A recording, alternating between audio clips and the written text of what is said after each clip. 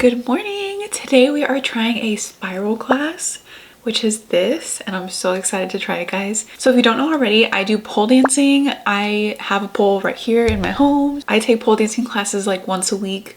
I have taken lyra before. I've taken like 5 lyra classes, which is aerial hoop, if you're not familiar with that. I love trying any kind of your unconventional workouts. I love those. So today we're going to try spiral. I saw in the description before I booked that you need a substantial amount of experience with aerial. So I was like, oh shoot, because I only have done 5 classes with lyra, and this is how good I am. I'm very beginner. I still struggle with inverts, like hooking my leg and raising my leg. Like I have super tight hip flexors, but I'm still gonna try it, and I'm still really excited because look at that. Here's the outfit. I'm gonna wear this. They said to show skin for grip, so this is the jumpsuit that I have. Just imagine me spinning.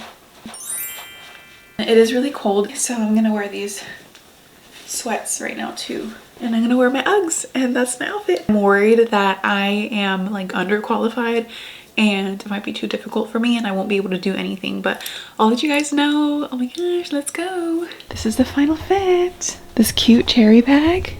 Let's go. Okay, we're pulling up right now. It seems to be like a warehouse type of setup. Girl, I'm scared. This is a workshop, so I'm scared that I'm the only one here. There's only one car here, so I'm like, is it just me? We are 3 minutes early, so let's go inside so we can take our sweats off and change appropriately. First thing I noticed is how absolutely stunning the studio is. There's this cute little lounge, it's beautifully decorated, and they have tons of other apparatuses inside like chains, flying pole, lyra, so I'm really excited to come back and try those as well. So my first impression is this thing is way bouncier than I expected. It's kind of like springy, you know? I felt super uncoordinated and I could barely balance on it. Like if you shift your weight completely on one side, the spiral will tilt towards the opposite side. So it was hard to get used to that at first, but once I got the hang of it, I got more confident. I was able to climb up and ascend the spiral. The instructor was so sweet. She would teach us some specific moves before we would try on our own, and we would all take turns. There were 2 other girls besides me in this class, and it was an hour long. My favorite move is the airwalk, and I'm so glad that I got to try it on the spiral. It felt honestly kind of easier than doing the airwalk on the pole, which I was surprised. You don't have to stay on the inside of the spiral. You can actually be on the outside and kind of hang around. I do have prior lyra and pole experience, and I did find that was really helpful because I was able to do some tricks that I've done on both before. I did find this apparatus to be easier than lyra and pole, but I think it's just the order that I did it in, because if I did this before the others, this would be so much harder than it was today. I love how close all the bars are to you, and this makes it a lot easier to like distribute your weight or try some fun shapes and be creative on your own.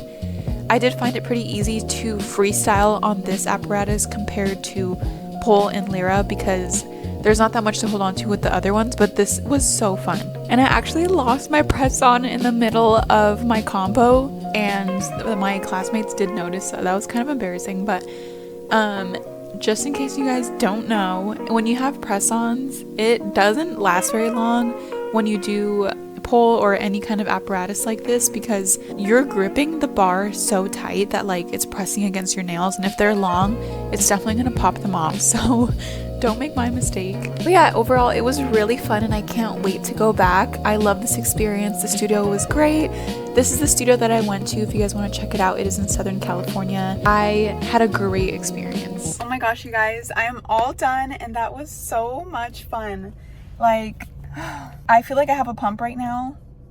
I probably don't. Well, kind of do. I am so tired on my upper body, and in the moment, like when you're using the spiral, you don't feel how difficult it is. Like you're kind of just focused on all the shapes and stuff.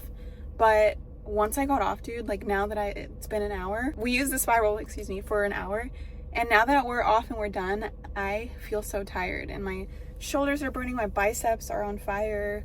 Like my lats are burning because that airwalk is no joke. It's a lot easier than lyra. It's a lot easier than pole. If you have aerial or pole experience, then this will definitely be a breeze for you. I wouldn't say that you need like a substantial amount of aerial experience, but if you just know the foundations and like the fundamentals of pole and aerial, then you should be good if you do want to try it. But yeah, this place was awesome, and the owner, she's great. They just opened the studio in May, so I'll definitely put all her info here if you guys want to try it. It's in Laguna Hills. I don't live here, but I love trying new studios. It was so awesome, and I definitely recommend it if you guys want to try it. If you guys have any questions about how it feels like, or you have any questions at all about the apparatus, then let me know down below and I'll answer them. But yeah. Now I do want to touch on some advice for anyone who is a beginner. Maybe you've never started and you want to start your, either if it's pole fitness journey or aerial journey, whatever it is. Maybe you're just interested, you want to do something new, something different, but you don't know if you are strong enough or you just are a little scared. Well, here are some tips for you to start and start confidently. First things first, you should definitely know the difference between each apparatus or each little hobby, I guess. Well, yeah, this is a hobby, right? So within the umbrella of aerial arts, there's flying pole, which is like this pole, but it's usually made of silicone and it's hanging from the ceiling. There's also silks, there's hammock. I know right now aerial yoga is super popular. There's also lyra or aerial hoop, and I have tried that. I've taken like 5 classes. Honestly, it's pretty hard. I find it pretty hard. And then there's also pole, like just regular pole fitness, pole dance, which is not an aerial sport since it's not like in the sky or in the air actually, but it is another sport that you can try. And if I were to rank them all from easiest to hardest, honestly, for anyone, I would say to start with pole dance, just because you can start with it on static, which is when it doesn't spin.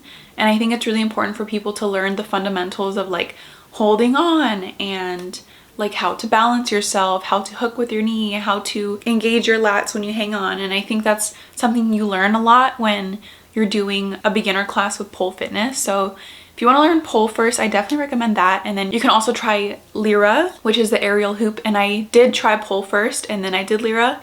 And I did find lyra a little bit harder just because I'm not used to having to balance and like shift my weight forward and backwards like that. It's a little scary, at least for me. I'm also afraid of heights. So lyra's kind of above the ground and it was a little scary, but it is really fun. And some people have actually told me that they think lyra is easier than pole. So it all depends. It depends on you. Now you might be thinking, do I need to be strong? Do I need to be fit in order to start? Technically, no. If you're taking an intro class, which is literally like a first timer type of class, then no, you don't need to be the strongest in the room. You don't need to be buff. You don't need to be fit. You don't need abs.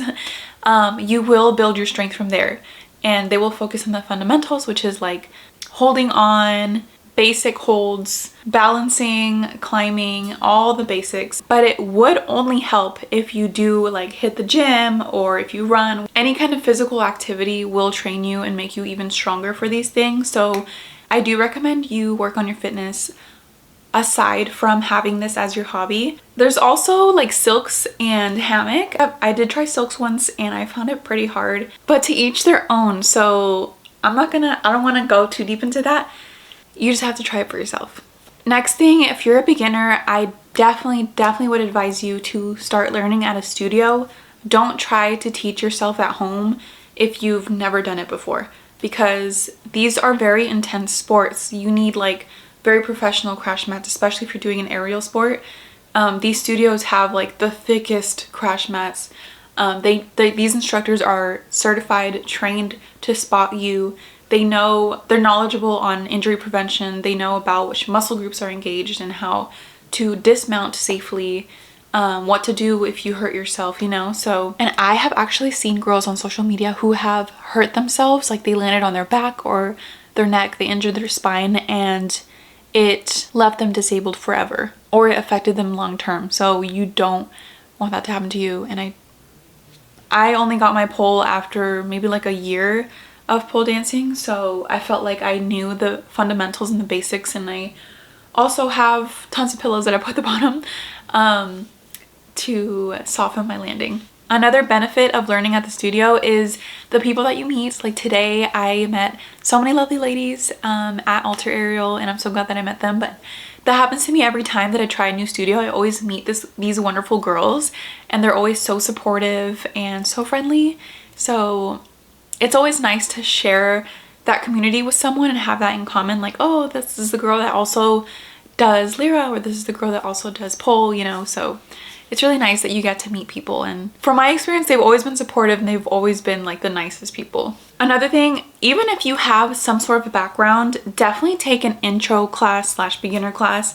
Let's say you have like a gymnastics background and you want to start higher. Well, I would definitely just start with an intro class and then see from there, because there's just so much to learn with the fundamentals. Definitely start small. Start with the basics, and then from there you can grow.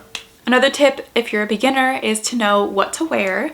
If you're doing anything, like usually if you're doing just pole fitness or pole dancing, these are slippery materials. So mine is powder coat.